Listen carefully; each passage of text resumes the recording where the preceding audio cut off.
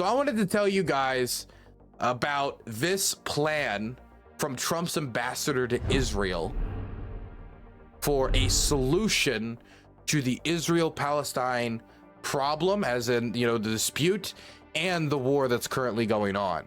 And I wanted to talk about this because we've been largely focusing on the Biden administration, the problem with getting aid into Gaza, their response.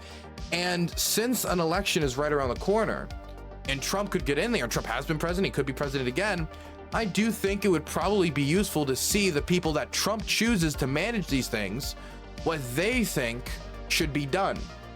Because I have a general idea of what Biden once done after he negotiated with the Saudis to make a deal that would have a future Palestinian state demilitarized at some point in the future, to have eventually the Israeli military pull out of the Gaza Strip. Like, I have a general idea of what Joe somewhat wants from these negotiations or is willing to accept. So I wanted to see what Trump's team wants. Well, let's see. For the first time, Friedman, this is his ambassador, publicly presented an alternative to the two-state solution that the White House has championed despite Israel's opposition. By the way, this has been the bipartisan position of basically every previous American president. Israel's government has made it crystal clear that after October 7th, rather than a solution, Palestinian statehood is a delusion.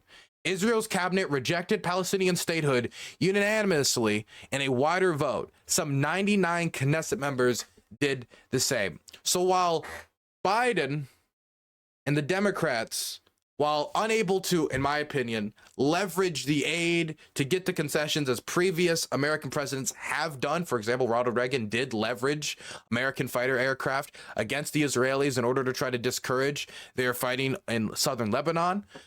Instead of doing that, like, I have these problems, but on the exact opposite end of the spectrum of keeping the two states position, this guy doesn't only not agree with the two state position, he believes that the idea of a Palestinian state, a nation for these people who want a nation state, is a delusion. It's not only not something they want, it's not only something they're not going to pursue, it is not even a question. So if anybody thought that under a Trump presidency, or anything that would follow a Trump presidency, if they pass down the reins to whoever came after him, that we would see, some peaceful settlement or some settlement where the Palestinians get a state or movement towards what has been the longstanding position of the American government towards a two-state solution. No, his position is Israel just gets to colonize and take all of the land, and Gaza and it's just boom. This is like, if it's a one state, if a Palestinian state doesn't get to exist, then what they're saying is Israel gets it. Let's keep going. Yet even, and by the way, let me just throw out there quickly, this is not going, if the plan is to expand Israel's territory, if that's the goal, is just Israel take as much land as possible, if that's the only goal, then yeah, this achieves that. But if the goal is peace, if the goal is stability, then I do not think that permanent occupation of the Gaza Strip is going to inspire the Palestinians to say, you know what, we give up. We're Israeli or we're not Israeli, and we will accept some second form of status where we don't get the vote, we don't get to do this, or, oh, okay, you know what, we're all just going to leave and we'll accept it. Assuming that would be unbelievably naive, because I don't see any previous point from 1948 to today or before where they just said, meh, brr. Like, psychologically, it doesn't even make sense. So many of these people had already had their families removed in 1948, fled during that period due to the fighting, due to being pushed away, due to fear of being killed. And now you're going to have them move again. Some of them moved again after 1967. And then you're going to have some of these people move for the second or third time, for the second or third generation. They're going to move where? Where will they go? So in their minds, in the minds of many Palestinians, they're like, this is our last area. This is our last little bit of what is ours, what is our land, what we've been able to build, what has been built and destroyed. And so you take that and you think they're just going to shrug their shoulders I think this is the thing about negotiation, and this is the type of stuff that Trump's team doesn't understand. There is an incentive to have the Palestinians work with us. There's a reason why at the end of World War II, we didn't just, okay, everybody, we're just going to sit here and lob nukes at Japan forever. Just nuke after nuke after nuke until we just exterminate the entirety of the population.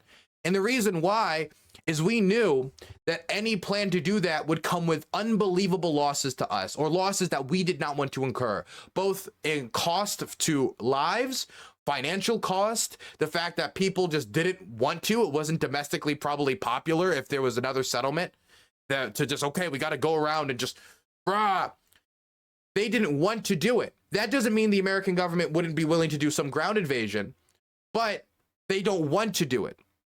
And they certainly didn't want to engage in some mass campaign of extermination, even if Curtis LeMay might have different opinions and did some horrific bombing.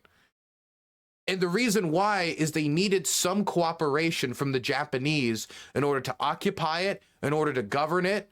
Because if the Japanese wanted to, and I'm not saying that they were going to do this or there's strong incentives to do this, but the Japanese could have made it harder for us. They could have been like, okay, that's 2 nukes.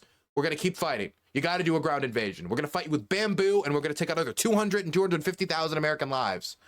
But we didn't want to do that because the incentive for us wasn't the complete destruction of everything Japanese. It was to keep America safe. It was to stop another Pearl Harbor from happening. It was to build a democracy in Japan, or something in Japan that would not attack us. In order to accomplish any of these goals, we would need some level of cooperation with the local authorities, even if that cooperation is just surrender. Now, some people think, oh, that's you're asking complete submission. You're asking for everything. Not necessarily. Again, it can always get worse. By surrendering, by them handing over, they could always not participate in that process. And so I just want to throw out there that there doesn't have to be a point where Hamas surrenders. You could fight Hamas and literally take Rafah, and the last fighters that didn't die go into hiding, change civilian clothes. And now, since you didn't negotiate something, either you got to destroy Hamas and then negotiate with something else, or as this plan seems to suggest, destroy Hamas and then not negotiate with anyone and hope nothing fills the void, or that you'll fill the void and the Palestinians will just accept it. Again, it can get much worse, and you need to get some level of Palestinian cooperation if your goal is to govern or do anything post-Hamas government in the Gaza Strip or in the West Bank. Yet even Israel's most loyal allies, including influential Republican leaders, have repeatedly stated their support for a 2-state solution because of a lack of other options. Yeah. Yes. After all, who doesn't want a solution to the seemingly endless bloody conflict? This is why the Friedman plan, I gotta say, giving me Schlieffen plan vibes. It's not giving, Friedman plan does not scream success. Okay, I'm not, of course, the name alone doesn't mean necessarily anything, but it's giving me Schlieffen plan vibes. I'm feeling it. I'm feeling it. The Friedman plan for lasting peace is so significant. Unlike the previous deal of the century promoted by the Trump administration, well, I guess it wasn't the deal of the century if it didn't work, the Friedman plan rejects Palestinian statehood. He argues that October 7th, giving Palestinian Arabs a sovereign state would reward terrorism, and called for Israeli sovereignty through Judea and Samaria's A, B, and C. A is under full Palestinian Authority control, C is under full Israeli control, and B is militarily controlled by Israel and civilly controlled for Palestinians by the PA.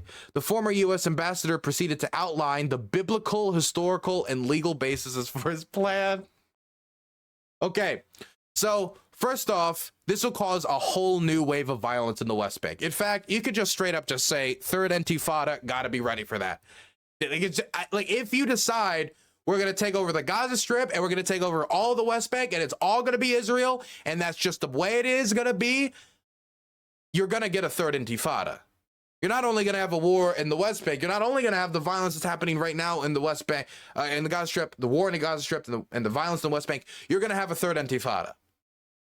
And it's going to be bloody. And if, again, the purpose is to keep people safe and not just to dominate and crush and conquer, which is what it sounds like he wants, then this is not going to work. This is not going to work. And if you think that this is the plan you're going to implement and you're going to get Arab normalization within the decade or within the next few decades, you're deluded. If you want a way to derail Arab normalization, it will be Palestine no longer exists. It will become politically impossible for them, even if they wanted to. The Arab world is already unbelievably outraged at Israel. If this is the plan they tried to implement, if this is the plan that Trump's team tried to implement with them, oh my God. Not only would making a deal with the Israelis be nearly impossible, openly talking with the Israelis will be nearly impossible. I don't even know how many back channels you could keep operational. And moving past this, like, man, I don't know how much time I gotta, like, do I need to start, like, getting out, like, hey guys, I don't know if you guys should maybe read some fundamentals here, but here's the Treatise of Government by John Locke. Maybe you should, you know, learn about people having sovereignty and dictation over their government. And if we just have it as a permanent Israeli military occupation in the Gaza Strip, how are we going to attend to the needs of the Gazans? How are we going to get the Gazans to cooperate? Why would the Gazans cooperate? Is the cooperation going to be based purely in cooperate, be Israeli, leave, or die? Is that going to be the plan? And if that's the case, there are 300,000 people in northern Gaza right now. 300,000 people who decided to stay in northern Gaza for any number of reasons. Could be the family members didn't want to leave. Who knows?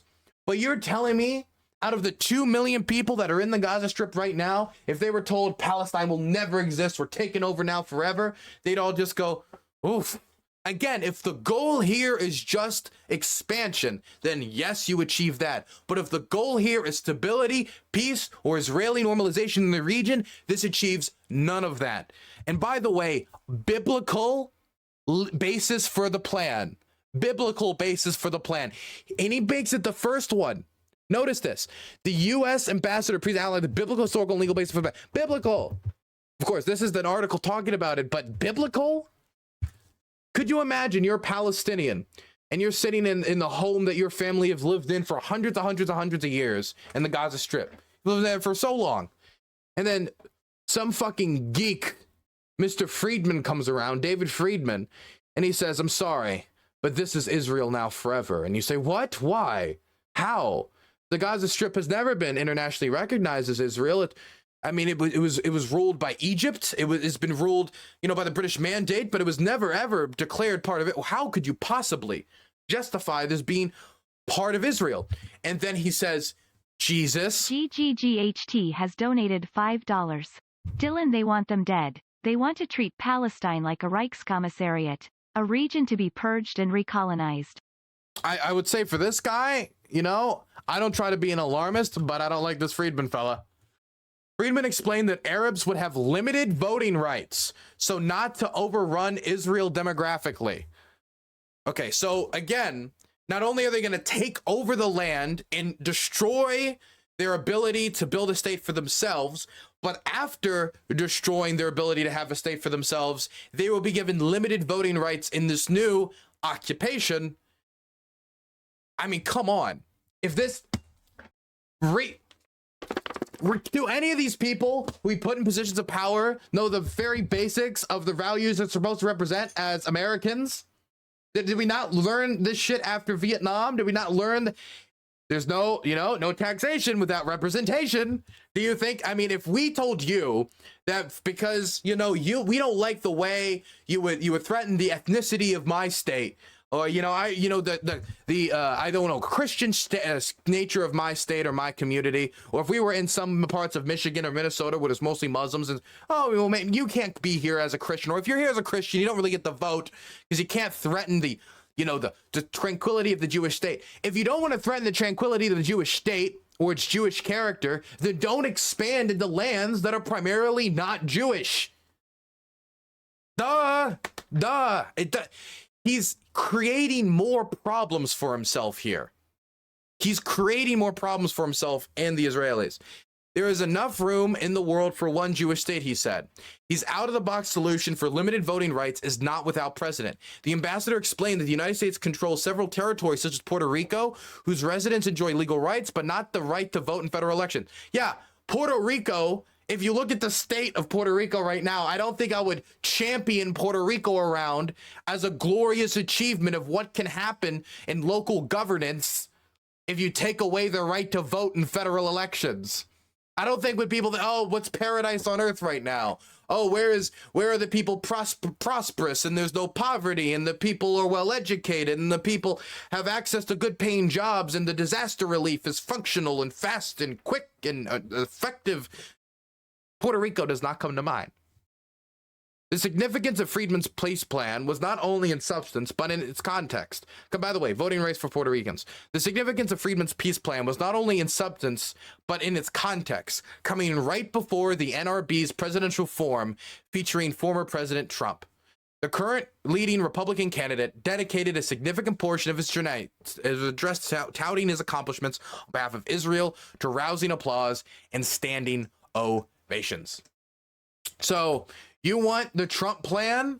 I can't tell you if this is going to be the Trump plan, but this was Trump's ambassador to Israel. There's a good chance he will be his ambassador to Israel again. This man has the ear of Donald Trump on designing policy for Israel. He would not be saying stuff like this publicly, and he would be rebuked if this was like, don't say this, that makes us look bad. He hasn't been rebuked. So if you want an idea of what a Trump plan might look like, might be in the Friedman plan.